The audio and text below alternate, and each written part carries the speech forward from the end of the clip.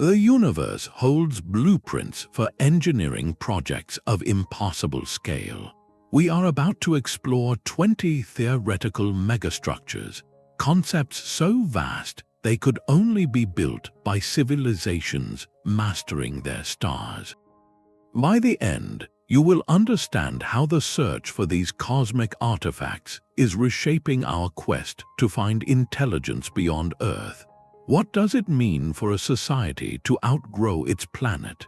And could we already see evidence of such titanic construction in the distant sky? What kind of future would drive a culture to build something that encircles a sun? The scale of these ideas can feel overwhelming, almost like science fiction. Yet their origin is grounded in the serious and profound questions posed by some of the 20th century's greatest scientific minds. Long before we had the language of astrobiology, writers and physicists dared to ask what the ultimate destiny of intelligence might be. The British philosopher and novelist Olaf Stapledon, in his 1937 work Star Maker, envisioned entire galaxies transformed by conscious beings. A few decades later, the physicist Freeman Dyson took a more concrete step, proposing a thought experiment that would forever change how we search for cosmic company. He suggested that a civilization with immense energy needs might eventually dismantle its planetary system to construct a vast shell around its star, capturing every last photon of light. This was not a construction manual, but a profound insight. If such beings exist, their signature would be a star that shines oddly in the infrared spectrum, a star seemingly hidden inside a technological cocoon. This is where megastructures transition from grand fiction into a legitimate scientific frontier. They are classified as technosignatures, potential evidence of technology that we could, in theory, detect across the gulfs of space. Studying them forces us to confront cosmic timescales, to ponder what a society does after it has mastered its planet, its star, and perhaps even the laws of physics as we know them. It asks what drives a culture to undertake projects that take millennia, harnessing energies we can barely comprehend. With that foundational perspective, we are ready to begin our journey through the catalogue of cosmic architecture, starting with the idea that launched this entire field of inquiry. Dyson's thought experiment immediately raises a profound question. What level of technological and societal development would be necessary to even contemplate such an act of stellar engineering? This is where a simple yet powerful classification system becomes invaluable. Proposed by the Soviet astronomer Nikolai Kardashev in the 1960s, the Kardashev Scale offers a framework for understanding a civilization's maturity based on one fundamental metric: its total energy consumption. It is a ladder of potential, with each rung representing an exponential leap in capability and ambition. A Type 1 civilization has achieved mastery over its home planet. This does not mean merely using fossil fuels or building power grids, but harmoniously harnessing every available energy stream on the world, from geothermal heat and tidal forces to the entirety of sunlight that falls upon its surface. Humanity, for context, is not yet a full Type 1 civilization, but we are arguably on that path, learning to manage our planetary systems. The leap to Type 2 is where our story of megastructures truly begins. A Type 2 civilization does not just live near a star, it commands it. Its energy budget is equal to the total luminous output of its sun. To achieve this, such a society would need to capture that star's energy completely, likely by constructing something like a Dyson sphere or another stellar scale engineering project. Its activities would be visible across interstellar distances, not by radio signals, but by the very way it has reshaped its local star system. The ultimate step, Type 3, is almost beyond human comprehension.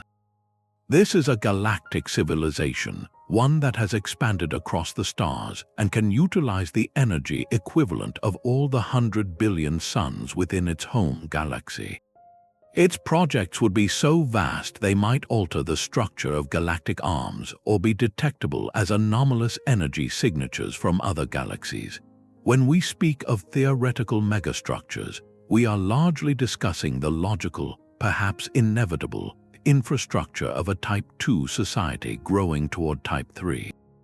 These are not monuments built for glory, but practical solutions to existential needs, the power plants, habitats, and transport networks required for a species that has outgrown its cradle. The Kardashev Scale provides the crucial context, transforming wild speculation into a structured inquiry into cosmic evolution. It asks us to consider what a culture becomes when its energy needs are measured in stars and its vision stretches across millennia. With this scale in mind, the seemingly impossible structures we are about to explore begin to appear not as fantasies, but as potential blueprints for a distant, yet conceivable, future. Freeman Dyson gave us a lens, but the true vision is one of staggering scale. The Dyson sphere is the ultimate expression of a Type 2 civilization, a structure so vast it redefines what a star system is for. Imagine our own Sun, a roiling sphere of plasma over 100 times wider than Earth. Now envision a shell, or more likely a dense cloud of individual platforms, positioned at roughly the same distance Earth orbits today. This colossal array would intercept nearly all of the star's radiant energy, converting sunlight into usable power on a scale that dwarfs every energy source humanity has ever tapped combined. For a species that has expanded across its home system, with populations living on countless artificial worlds and stations, this is not extravagance, it is necessity. The star becomes a utility, a cosmic furnace whose entire output is harnessed for computation, industry, and sustaining life across billions of habitats. The classic image of a solid, rigid shell is almost certainly impossible, a beautiful thought experiment buckling under the realities of physics. The gravitational forces, the sheer material strength required, the problem of managing unimaginable heat and pressure, all point toward a more elegant and buildable solution. This is the Dyson swarm, a concept that feels more like a natural evolution. Instead of one impossible shell, a civilization would construct millions or billions of independent collectors, solar power satellites on a stellar scale. These could be vast mirrors focusing light on central power stations, or panels that beam energy via lasers to where it is needed. They would orbit in a coordinated ballet, gradually increasing in density over centuries until they form a loosely structured sphere around their sun. From a great distance, the effect is the same. The star's visible light is dimmed, replaced by a persistent glow of waste heat in the infrared spectrum. This is the technosignature astronomers actively search for when they scan the sky, not for radio messages, but for stars that look strangely, unnaturally cool for their type, radiating the telltale warmth of a technological shroud. Finding such an anomaly would be one of the most profound discoveries in history, evidence that we are not alone, and that another intelligence has mastered the art of stellar engineering. The Dyson concept, in all its forms, represents a fundamental transition. It marks the moment a civilization stops living under a sun and begins to use it. But what if a civilization sought not just to capture a star's energy, but to live upon it, to build a home of impossible proportions directly within its light? This brings us to a structure so vast it redefines the word landscape, the Alderson Disk. Imagine a cosmic record, a flat disk with the sun suspended perfectly in the center hole. This is not a ring, but a solid plane stretching out for billions of miles in every direction, a surface with literally millions of times the area of our entire planet. Its thickness would be measured in thousands of miles, creating a world with an interior, a surface, and an atmosphere held in place by its sheer mass and rotation. Gravity here works in a fascinating way, generated by the disk's own spin and immense bulk, pulling everything toward the solid surface. You could walk anywhere on this plane, with the central star always hanging fixed in the sky above, a perpetual noon at the inner rim fading to eternal twilight and then starry darkness further out. The engineering challenges are, of course, staggering. No known material could withstand the titanic forces involved, the crushing weight, the sheer stresses of rotation on such a scale. It is a concept that pushes against the very limits of physics as we understand it. Yet, as a thought experiment, it forces a profound shift in perspective. We are creatures of a spherical world, conditioned to horizons that curve away. The Alderson Disk presents a universe that is fundamentally flat, an endless plane under an artificial sky. It represents the ultimate act of cosmic real estate, creating not just a place to live, but an entirely new topological reality for life. What kind of cultures would evolve on a world without a globe, where the sun never rises or sets, but simply hangs as a constant fixture in the heavens? The disk challenges our deepest assumptions about what a home can be. The Alderson Disk offers a flat infinity, but there is another path to cosmic living space that preserves the comforting curve of a horizon. A Ringworld is a band of artificial land so wide you could walk for a lifetime and never see its edges, a ribbon of life encircling a star. In Larry Niven's classic science fiction, this structure became a stage for epic stories, but its scientific allure is just as powerful. Picture a ring with a radius matching Earth's orbit, nearly 100 million miles from its central sun. This ring rotates, creating a sensation of gravity along its vast inner surface, a landscape millions of times larger than our entire planet. Here, the sun hangs perpetually at the center, casting light upon an endless, curving world where you could have continents, oceans, and mountain ranges stretching as far as the eye can see in every direction. The sky overhead would be a breathtaking arch of land and cloud, curving up and over itself until it vanishes in the atmospheric haze. Unlike a Dyson sphere that encloses the star, a Ringworld leaves it gloriously visible, a permanent fixture in the heavens that provides a day-night cycle only through the use of vast orbiting shadow squares. Yet this grandeur comes with profound instability. Such a ring is not orbiting the star in the traditional sense. It is a rigid structure that must be perfectly balanced. The slightest gravitational nudge from a passing planet, or even the radiation pressure from the star itself, would cause it to drift catastrophically, crashing into its sun. To survive, a Ringworld would need an active stabilization system, a network of mighty thrusters or strategically placed counterweights constantly making tiny corrections to hold this cosmic carousel in perfect equilibrium. The material required to build it pushes the boundaries of known physics. We would need a substance with tensile strength beyond any alloy or crystal we can create, something that could hold together under stresses that would shred planets. This is the ultimate engineering challenge, a structure that is not just built, but perpetually maintained and defended against the chaotic forces of its stellar neighborhood. A Ringworld represents a middle path, a compromise between the total enclosure of a Dyson sphere and the emptiness of open space. It offers the ultimate in living area while keeping a sunlit, open sky, a world built not as a shell but as a majestic bridge encircling a star. Its very existence would testify to a civilization that has mastered not only materials but the delicate art of balancing celestial forces. This pursuit of balance, of creating stable environments on an impossible scale, inevitably leads to ideas that move beyond physical construction.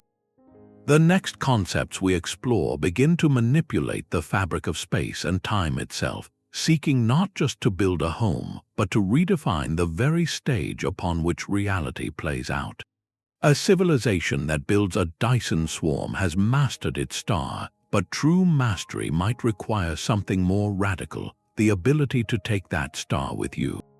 This is the realm of the stellar engine, a megastructure designed not for power or living space but for motion. It transforms an entire solar system into a spacecraft, embarking on voyages that span galactic eras. The most famous concept is the Shkadov thruster, a design of breathtaking simplicity and scale.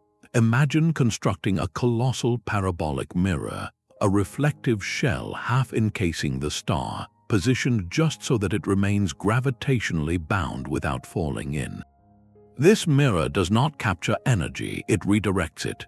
A portion of the star's own light radiation pushes against this immense sail, and because the star's gravity holds the mirror in place, the net effect is a gentle, continuous thrust on the entire system. The star pushes against its own reflection, nudging itself and every planet, comet, and asteroid in its gravitational sway slowly across the void. The acceleration would be infinitesimally small, perhaps adding only a few meters per second to the star's velocity over 1,000,000 years. Yet, given enough time, this tiny push compounds into a monumental course change. Over hundreds of millions of years, a star equipped with such an engine could migrate from one spiral arm of the galaxy to another, or steer clear of dangerous regions like the chaotic galactic core with its supermassive black hole and frequent supernova. It could guide its planetary family toward richer interstellar clouds of gas and dust, gathering resources for the next great project. The patience required is as profound as the engineering. A culture that builds a Shkadov thruster is making a decision for its descendants 1,000 generations removed, a commitment to a destination its builders will never see. It is an act of stewardship on a cosmic timeline, a declaration that the future of their civilization is worth a deliberate, generational journey. This concept fundamentally shifts our perspective on megastructures. They are not just power plants or habitats, they become instruments of navigation, tools for sculpting a civilization's path through the galaxy.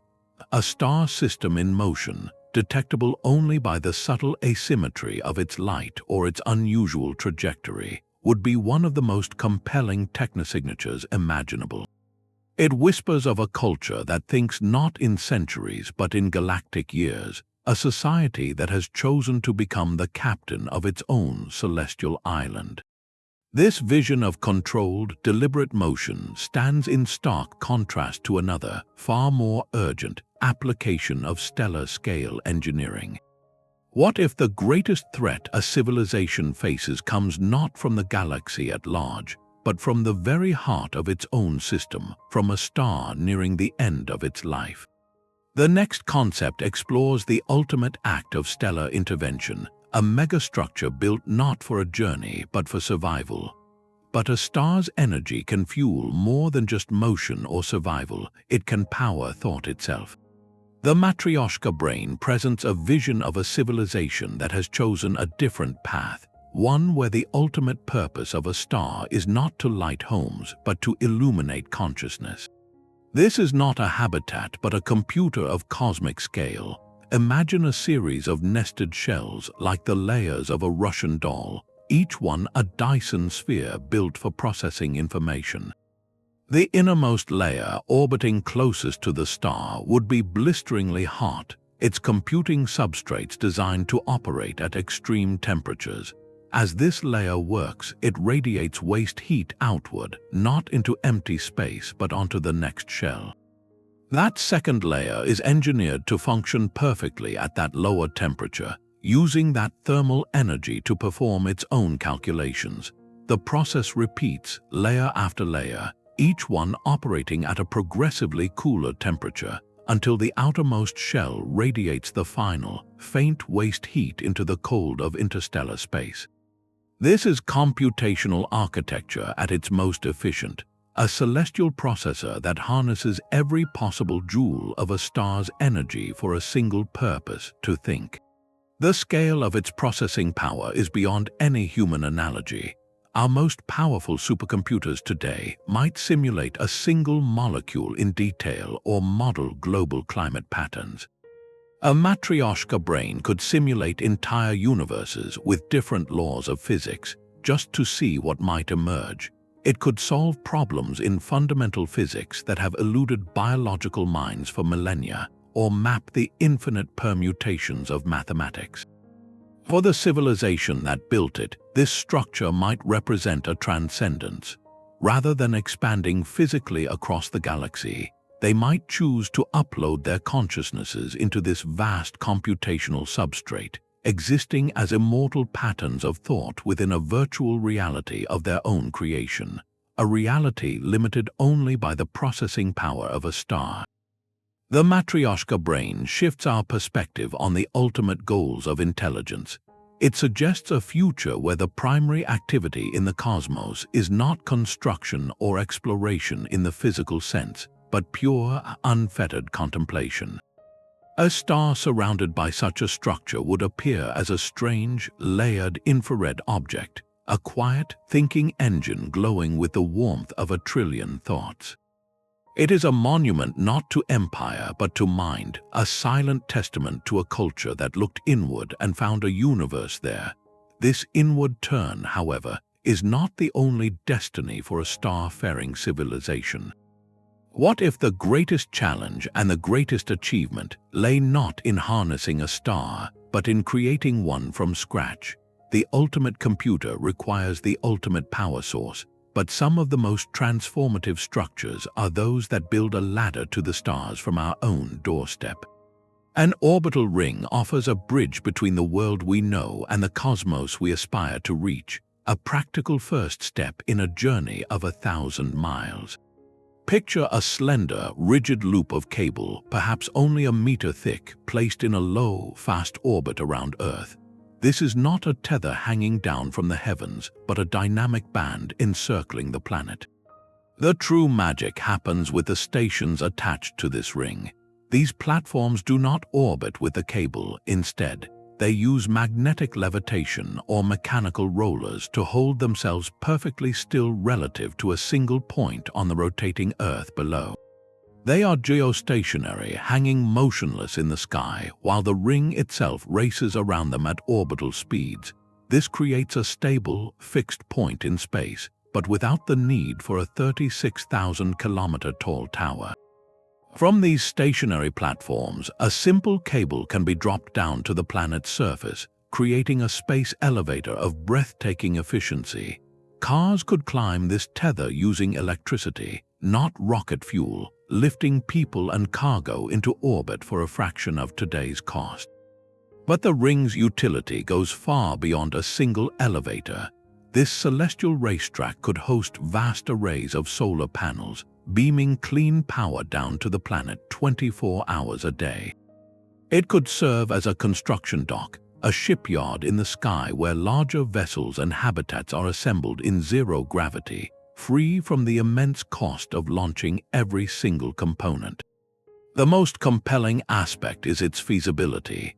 Unlike the theoretical materials needed for a traditional space elevator anchored to the ground, an orbital ring could theoretically be built with today's technology, using existing high-strength alloys and magnetic levitation systems.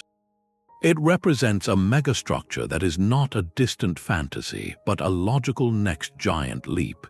It is the foundational infrastructure, the cosmic harbor, that makes every other dream of expansion possible.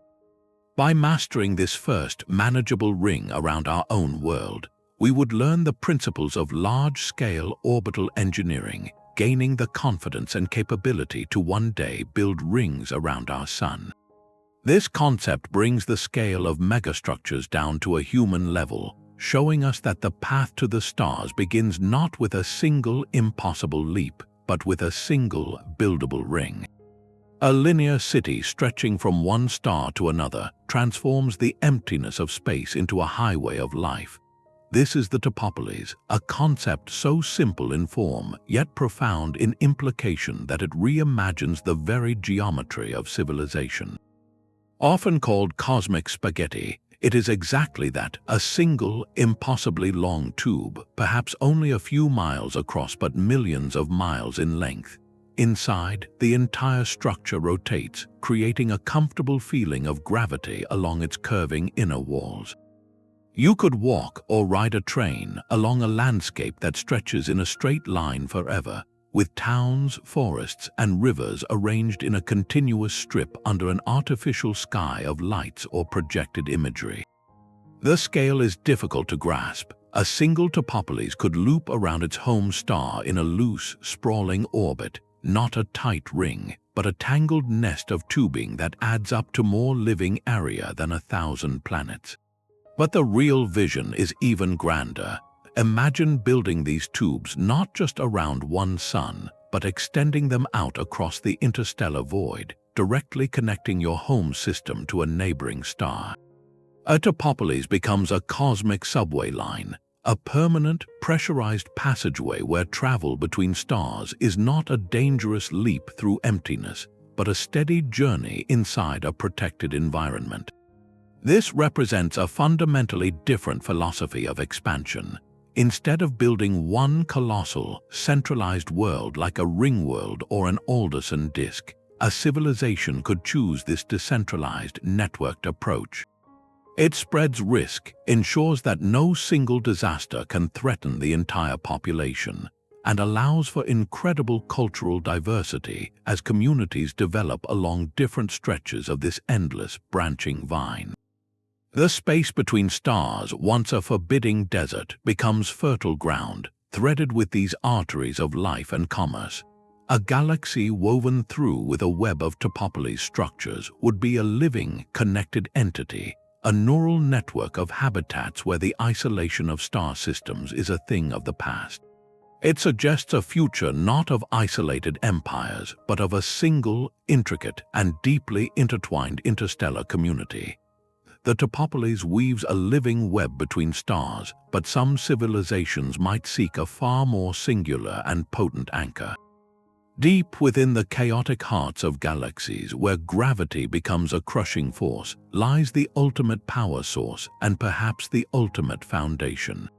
The Birch Planet is a concept that pushes megastructure engineering to its absolute limit, a theoretical shell not built around a star, but constructed to envelop a supermassive black hole. Proposed by the astrophysicist Paul Birch, this idea asks what a culture could achieve if it dared to build a home upon the precipice of oblivion. A supermassive black hole, like the one at the center of our own Milky Way, possesses a gravitational influence so vast it can hold entire galaxies in its sway. The Birch Planet envisions a solid shell, a rigid world, built at a precise distance from this cosmic monster, a distance where the titanic pull of the black hole is perfectly balanced by the outward centrifugal force of the shell's own rapid rotation. At this carefully calculated point, the surface gravity could be engineered to feel exactly like Earth's, creating a stable, if unimaginably strange, landscape. The energy potential here is beyond stellar, it is galactic. An advanced civilization could tap the furious whirl of the black hole's accretion disk, the superheated maelstrom of matter spiraling inward, or even harness the black hole's own spin through theoretical processes like the Penrose effect. The power output would be astronomical, enough to fuel a civilization's growth for billions of years.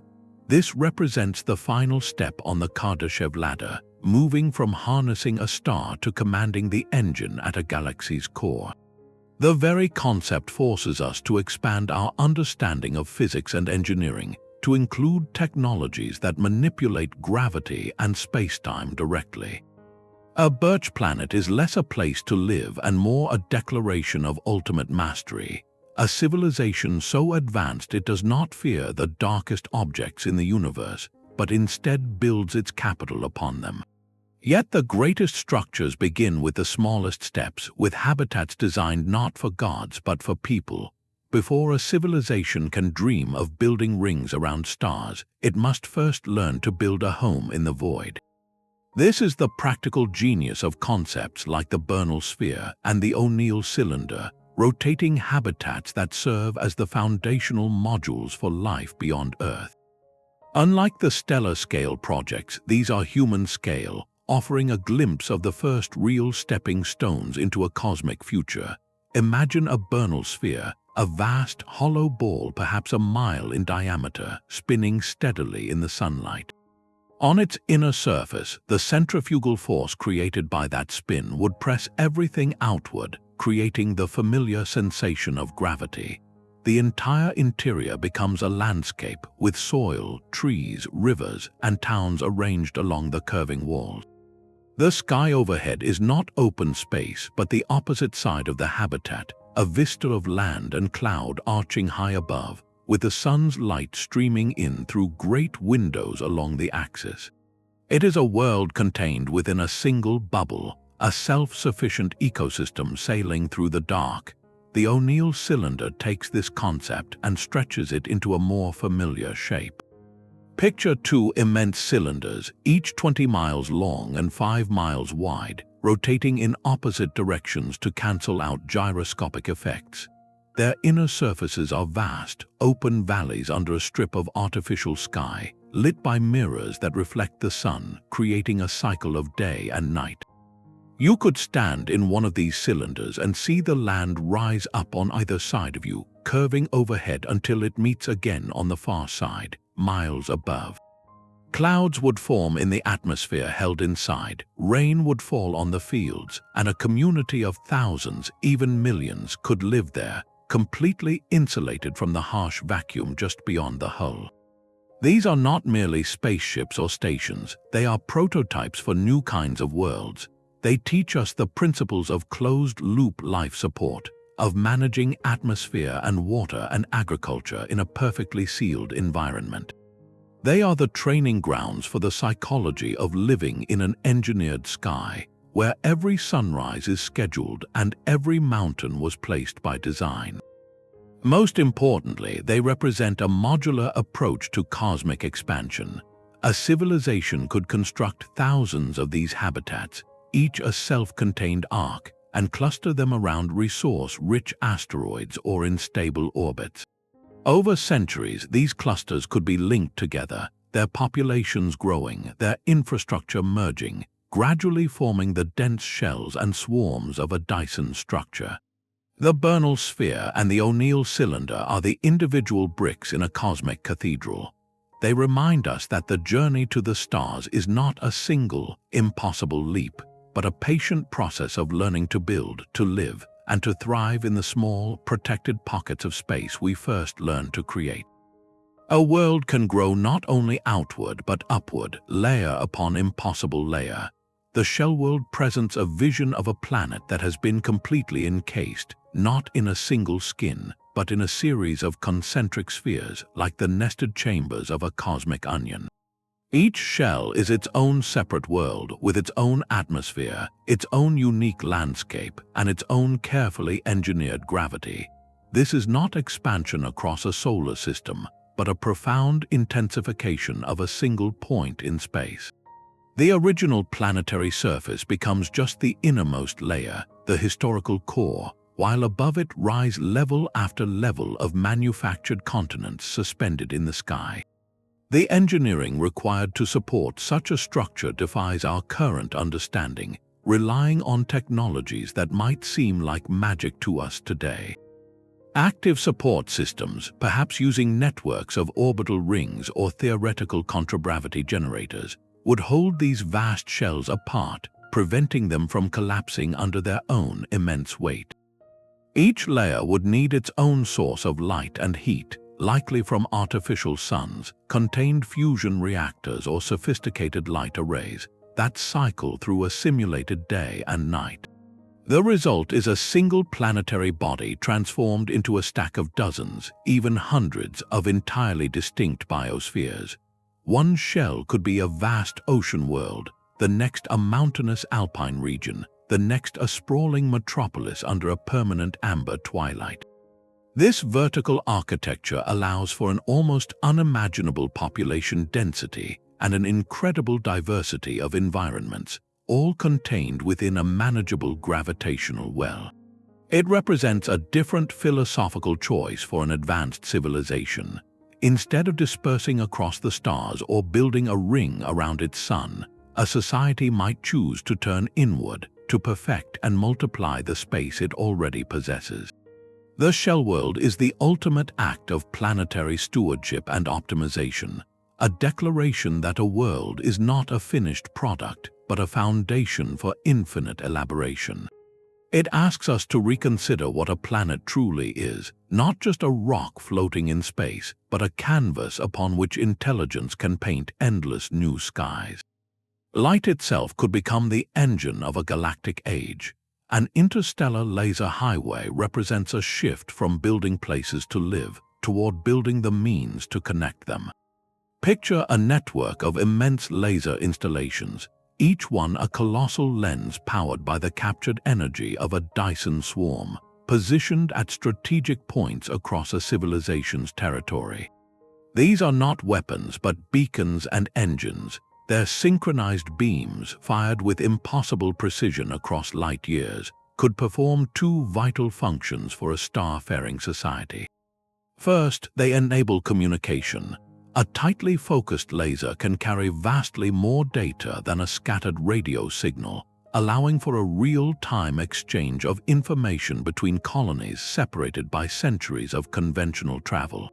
This web of light would be the nervous system of a galactic community, allowing art, science, and culture to flow between stars almost instantaneously, preventing isolation and cultural drift. Second, and more profound, these lasers become propulsion. Aimed at a distant starship equipped with a vast, ultralight sail, the collective push of photons, individual particles of light, could gradually accelerate that vessel to a significant fraction of light speed. This is the magic of the light sail. It requires no onboard fuel. The ship is pushed by the beam itself, a gentle but continuous pressure that builds over months and years into incredible velocity.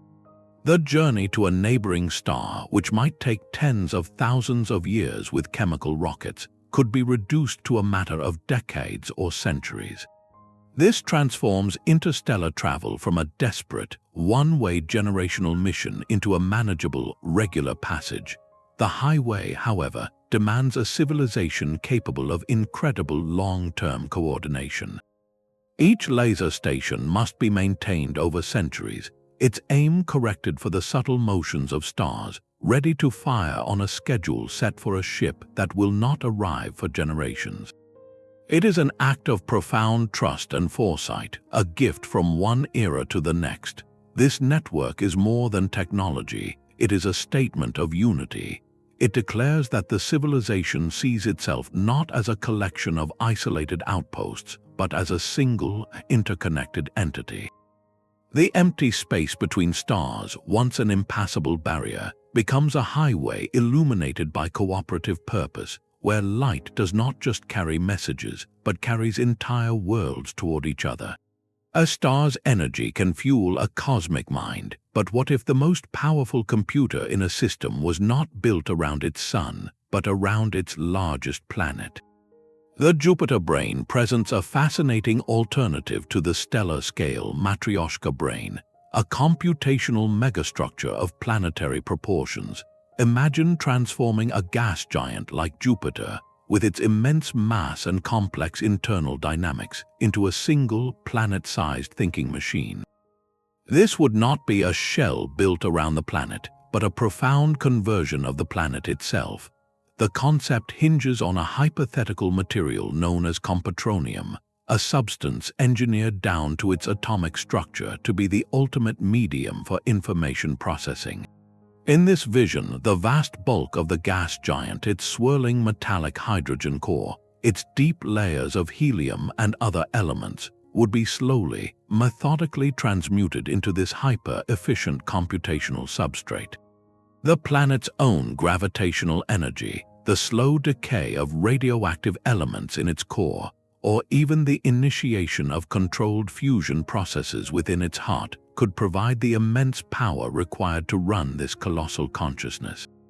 The result is a brain that thinks with the mass of a world, its thoughts flickering through circuits woven into the fabric of a former planet. This represents a distinctly different path for a civilization contemplating a post-biological future. Instead of ascending into the layered processors of a Matrioshka brain powered by a star, a culture might choose to descend, quite literally, into the heart of a giant planet, using its deep gravity well and dense materials as the foundation for a new form of existence. The Jupiter brain underscores a crucial idea in theoretical engineering: adaptability. It suggests that the form a megastructure takes is not dictated by a single blueprint, but is sculpted by the resources at hand. In a star system rich with gas giants, this planetary scale computation might be the most efficient and logical choice. It showcases a principle of cosmic architecture, that advanced intelligence will mold the very substance of its celestial neighborhood to serve its ultimate goals, whether those goals require the fire of a star or the deep, slow power of a giant world. This adaptability points toward a universe where the evidence of intelligence might not always look like a shrouded star, but perhaps like a planet that glows with a strange, structured warmth, humming with the silent energy of a billion thoughts. But the ambition of a Type 3 civilization would not stop at the galactic core. To truly master the cosmos, one must engage with its largest and most mysterious structures. The universe is not a random scattering of stars. It is a vast, intricate tapestry woven from threads of dark matter and glowing galaxies, a pattern known as the cosmic web.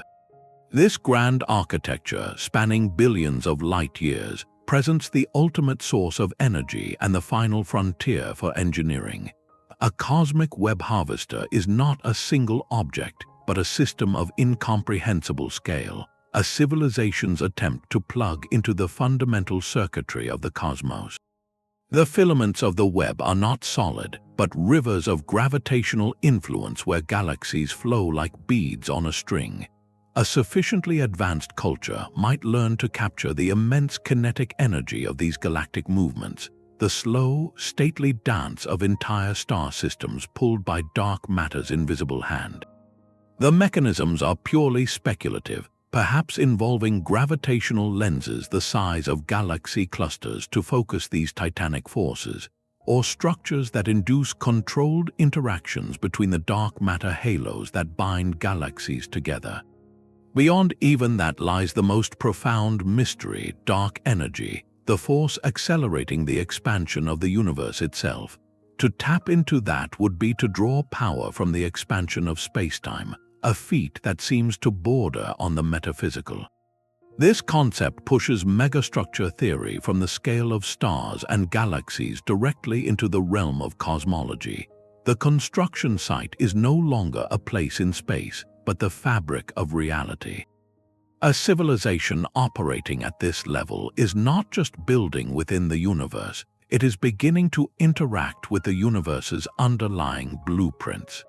The cosmic web harvester represents the absolute pinnacle of the Kardashev Scale, a project for a culture whose energy needs are measured against the entire observable universe's budget.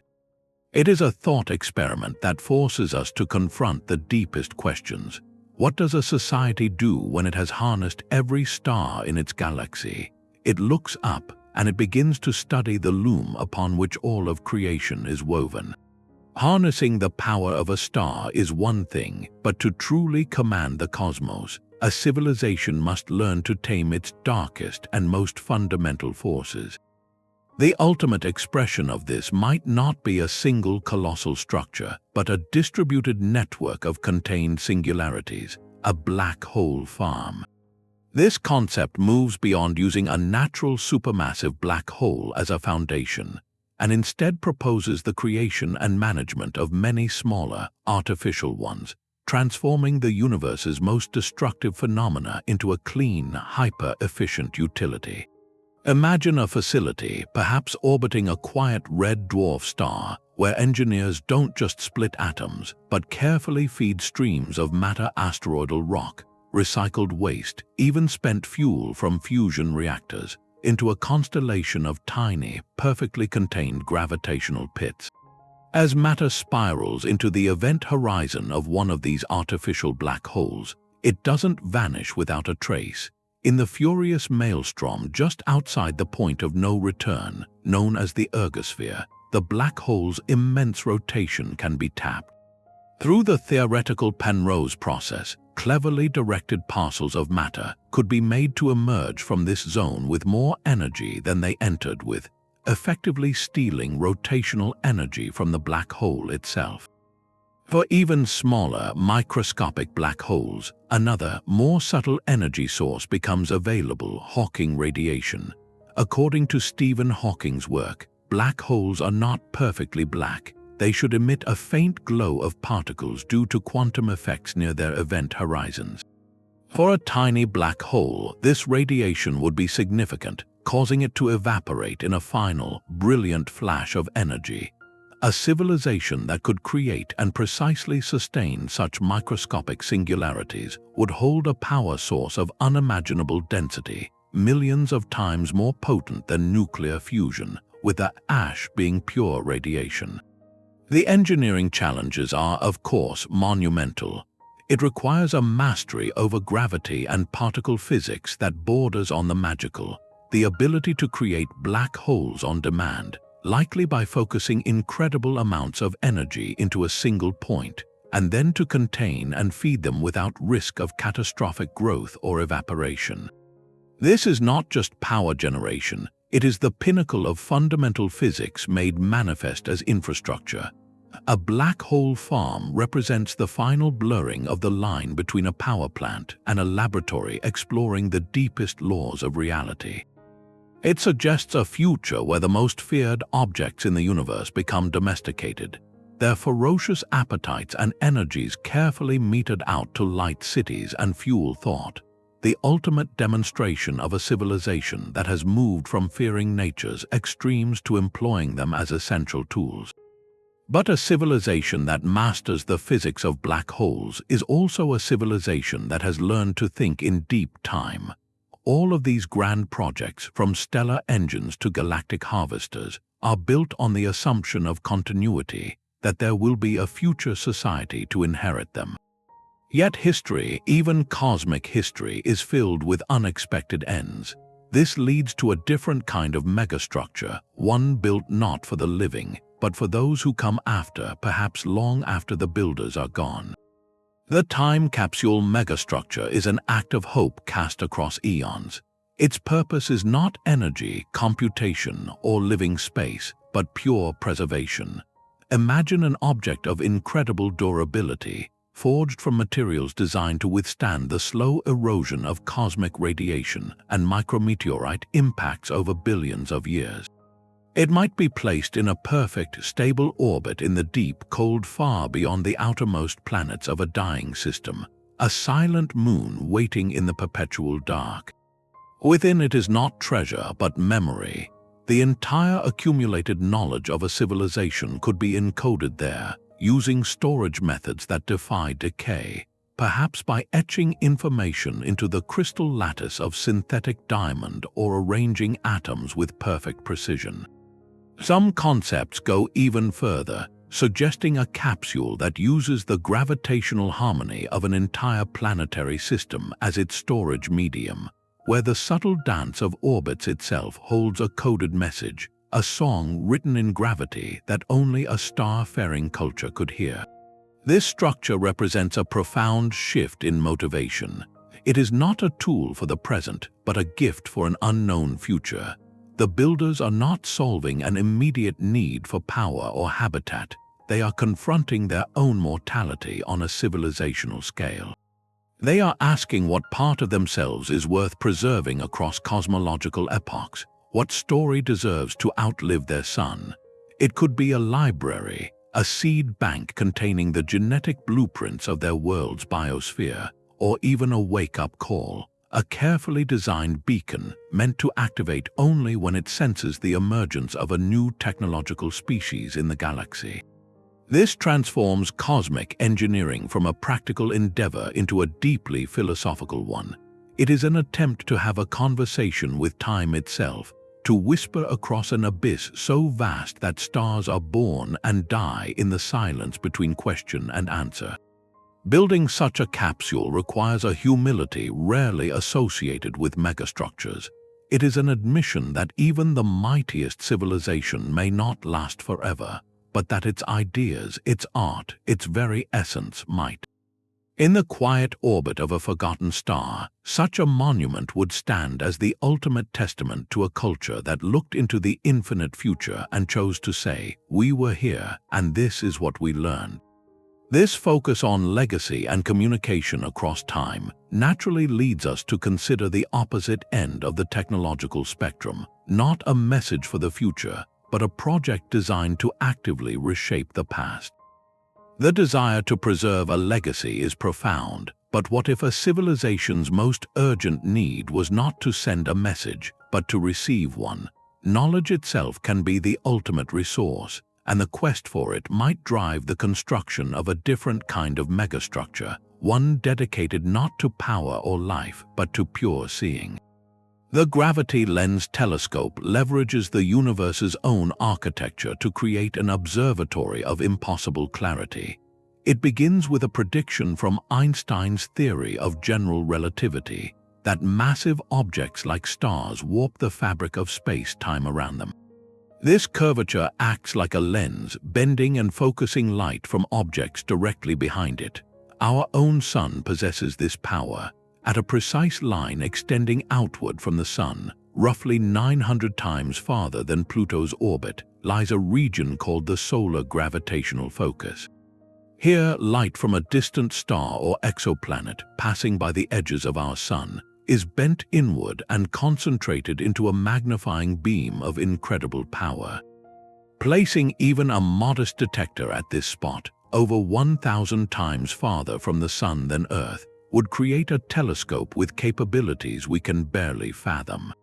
It could, in theory, resolve the surface of an exoplanet hundreds of light years away, not as a blurry pixel, but with enough detail to map continents, track cloud patterns, and perhaps even detect signs of cities or agriculture. The engineering challenge is staggering, involving a journey to the coldest, darkest reaches of our solar system and maintaining a probe in perfect alignment for years. But for a civilization that has mastered interplanetary travel, the next logical step is a permanent presence at this cosmic focal point. This megastructure would not be a single instrument, but likely a swarm of specialized telescopes, each positioned to study a different target star along this immense gravitational focal line. It becomes a fixed installation, a grand observatory where the Sun itself is the primary optic, a lens over 800,000 miles wide. This transforms our entire solar system into a scientific instrument. The motivation here is not expansion or energy, but understanding. A culture that builds a gravity lens telescope is making a monumental investment in pure science, seeking to map the galaxy not just by the light of stars, but by the faces of worlds. It is the ultimate tool for answering the oldest question, are we alone? Before building a stellar engine to voyage to another star, you would want to know what or who awaits there.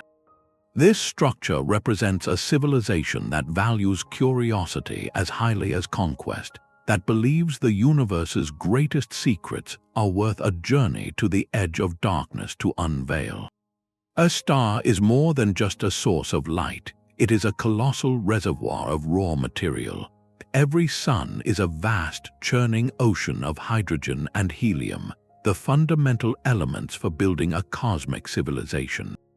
The 17th theoretical megastructure, the Starlifting apparatus, proposes that an advanced culture would not merely bask in a star's glow, but would learn to carefully harvest its very substance. This is not destruction, but a form of high-stakes stellar agriculture. The concept involves deploying immense magnetic fields or other technologies to gently pull tendrils of superheated plasma away from the star's outer layers, a process akin to drawing water from a well. This siphoned material, once cooled and contained, becomes the ultimate resource. The hydrogen and helium could fuel an endless network of clean fusion reactors, powering habitats and industries across the solar system. The heavier elements fused within the star, like carbon and oxygen, could be extracted as precious building blocks for new megastructures, solving the problem of material scarcity on a truly cosmic scale. But the most profound application might be extending the star's own life. By carefully reducing a star's mass, a civilization could slow its rate of nuclear fusion, turning a short-lived, brilliant blue giant into a longer-lasting, stable yellow star like our Sun, or even a faint, enduring red dwarf that shines for trillions of years. This transforms the relationship between a species and its star from one of passive dependence to active, generational stewardship. A starlifting operation would be a ballet of unimaginable scale, requiring constant monitoring and adjustment over millennia. It represents the ultimate expression of sustainability, not on a planetary level but on a stellar one. The star is no longer just a parent to life. It becomes a partner in a civilization's long-term future, a resource to be tended with exquisite care rather than simply consumed. This vision of deep, symbiotic management asks us to reconsider our place in the cosmos. Are we destined to be fleeting guests in a universe of indifferent giants, or could we one day learn to become careful gardeners, tending the fires of our Sun to ensure light and life endure for eons to come? Yet the ultimate energy source may not lie in the churning heart of a star or the spin of a black hole, but in the quiet hum of empty space itself. At the very foundation of reality, the quantum vacuum is not a placid nothingness, but a seething sea of potential. Virtual particles wink in and out of existence in fleeting moments, a background static of creation and annihilation governed by the strange rules of quantum mechanics.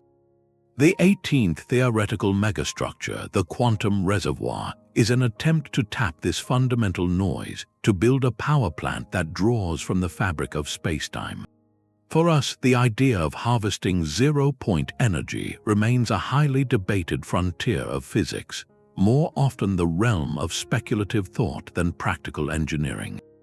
The challenges are immense, tied to deep questions about conservation of energy and the nature of the vacuum itself. But for a civilization that has mastered the cosmos, this quantum foam might represent the final, ubiquitous utility. Imagine a facility not defined by its proximity to a star, but by its ability to create a stabilized region of manipulated spacetime. This could involve structures of incomprehensible precision, like pairs of immense Casimir plates held nanometers apart across thousands of miles. In the confined space between such plates, the spectrum of virtual particles is restricted, creating a subtle pressure difference that could, in theory, be harnessed. Or it might involve generating vast, structured fields that gently coax energy from the quantum fluctuations, like a windmill turning in a silent, ethereal breeze. The power output from any single point might be faint, almost imperceptible, but scaled across the volume of an entire megastructure, a facility the size of a planetary orbit, these minuscule trickles could sum into a steady, reliable river of power. This is not about colossal bursts of energy for stellar engines, but about something perhaps more valuable for a mature interstellar society: ambient, maintenance-free power. A quantum reservoir would provide a low-grade, ever-present energy source for the countless automated systems, sensors, and computational nodes scattered across a civilization's territory, functioning in the deep dark between stars where sunlight is too weak to matter. It represents the final blurring of the line between engineering and fundamental physics. To build such a thing is to not just use the laws of nature, but to engage in a dialogue with the quantum substrate from which those laws emerge. It is a dive into the deepest layer of reality, not for pure knowledge, but for pure utility, suggesting a future where the quietest whisper of the universe is finally heard and put to work. But the ultimate inward turn for a civilization might not be about power or preservation at all. The 19th megastructure, a reality simulation grid, asks what happens when a culture masters the art of creation itself. This is an evolution beyond the Matrioshka Brain, which processes information. This grid's sole purpose is to generate experience, to run hyper-realistic, self-consistent simulations of entire universes. Its computational substrate would be unimaginably vast, likely a network spanning multiple star systems, drawing power from Dyson swarms and perhaps even quantum reservoirs to fuel its endless calculations. Within this grid, realities could be spun from pure data, each with its own unique laws of physics, histories, and forms of life. The motivations for building such a thing are as profound as the structure itself. It could be the ultimate research tool, allowing scientists to run countless iterations of cosmic evolution to understand the fine-tuning of our own universe. It might be a form of entertainment or art on a civilization-wide scale, a library of infinite stories and experiences, or, most hauntingly, it could be created for ancestor simulation, to resurrect and study every possible version of a civilization's own past. This concept forces us to confront staggering philosophical questions. If a simulated consciousness within the grid possesses self-awareness, does its experience hold meaning? And for the civilization running the simulation, what becomes of the purpose of exploring the external, physical universe when they can craft infinite internal ones that are just as rich and complex? The reality simulation grid represents a pivot from outward expansion to inward exploration. The universe of stars and galaxies becomes merely the hardware, the foundation for a deeper project, the generation of limitless software realities. It suggests a possible end goal for intelligence, not conquest or construction, but the boundless, contemplative act of creation for its own sake, a society that has become the authors of its own multiverse. Perhaps the final structure a civilization builds is the one that allows it to stop building altogether. The Transcendence Engine is not about harnessing the cosmos, but about leaving it behind. This is the most speculative idea on our list, a theoretical process or device whose sole purpose is to facilitate a species' evolution into something beyond physical form, beyond three-dimensional space, perhaps beyond our current capacity to understand. It represents the ultimate application of cosmic scale technology, not for survival or expansion, but for existential transformation. Imagine a culture that has mastered gravity, energy, and computation. It has built rings around stars and brains from planets. What frontier remains? The answer might lie in the fundamental architecture of reality itself. Such an engine could be a device of unimaginable precision designed to stabilize a wormhole, not as a shortcut for ships, but as a gateway to another universe with different physical laws. It might involve manipulating the quantum foam of spacetime to allow a collective consciousness to shed its material substrates and transition into a state of pure information, existing as patterns within the fabric of the cosmos. Or it could be a vast, silent machine that gently unravels the bonds between dimensions, allowing a civilization to step sideways into a higher plane of existence, leaving the world of stars and matter like a butterfly leaving its chrysalis. This is not engineering in any traditional sense, it is applied metaphysics. The motivation is not need, but a culmination of curiosity and growth. After millions of years of shaping the universe, a species might turn that skill inward to reshape itself. The Transcendence Engine suggests that the ultimate destiny of intelligence may not be to cover the galaxy in monuments, but to graduate from the need for monuments entirely. It is the final, quiet step in a long cosmic journey, the moment a civilization closes the door behind it, not in abandonment, but in completion, moving on to realms of being we can only glimpse in the faintest echoes of our most ambitious dreams. From the practical bricks of orbital rings to the metaphysical leap of a transcendence engine, this journey across 20 theoretical megastructures reveals a universe of possibility. These are not mere fantasies, but logical extensions of physics and ambition, each one a potential chapter in the story of intelligence itself. They challenge us to see our sun not as a fixed point in the sky, but as a battery, a construction site, or a launch pad. They ask us to consider planets as raw material and the void between stars as a place to build homes, highways, and mines of impossible scale. This catalogue of cosmic architecture is ultimately about more than engineering. It is a mirror reflecting our deepest questions about growth, purpose, and survival across time. What does a civilization become when its energy needs are measured in stars and its vision stretches across millennia? The answers, from the Dyson swarm to the cosmic web harvester, suggest a future where the primary activity of advanced beings may not be conquest, but cultivation, the careful and creative stewardship of energy, matter, and consciousness on a galactic stage. The search for these structures has already begun, not with blueprints and welding torches, but with telescopes and mathematics.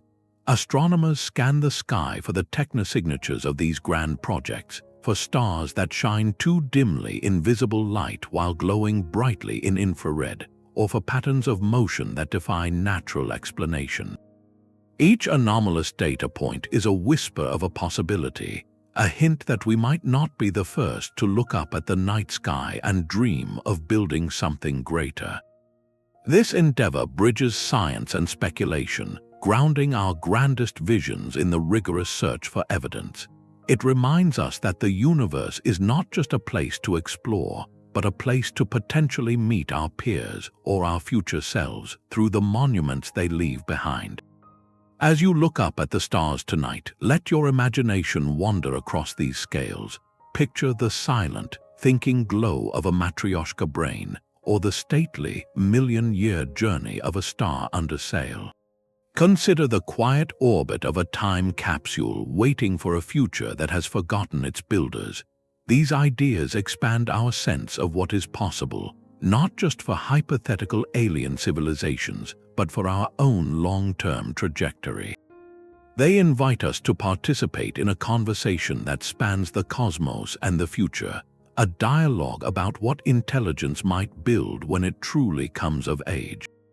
Which of these cosmic concepts resonates most with your vision of tomorrow? Is it the practical promise of an orbital ring, the majestic curve of a ringworld, or the profound mystery of a transcendence engine? Share your thoughts below, and if you enjoyed this voyage to the edges of science and speculation, subscribe for more journeys into the unknown. The universe is vast, and its greatest constructions and constructors may still be waiting to be discovered.